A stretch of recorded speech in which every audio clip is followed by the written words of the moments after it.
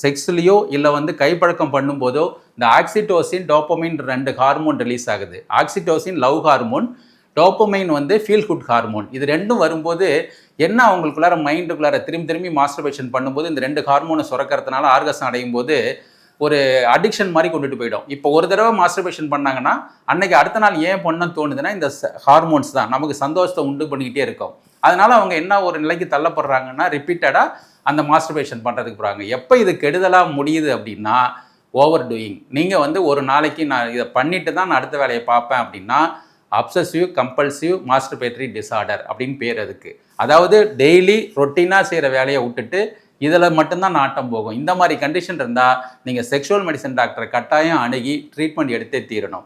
இப்போது நான் வந்து மாஸ்டர்பேஷன்னா என்ன, இதனால் என்ன நன்மைகள் கெட்டது எல்லாமே இந்த வீடியோவில் சொல்லியிருக்கிறேன்.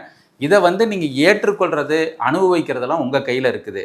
இல்லை இது அபத்தமானது, அசிங்கமானது, ஆபாசமானது அப்படின்னு நினச்சிங்கன்னா நீங்களே குற்ற உணர்ச்சிக்குள்ளார தள்ளி நீங்களே உங்களுக்கு வந்து மனநிலையை பாதிக்கிற அளவு கொண்டு போய் விட்டுரும். நன்றி, வணக்கம்.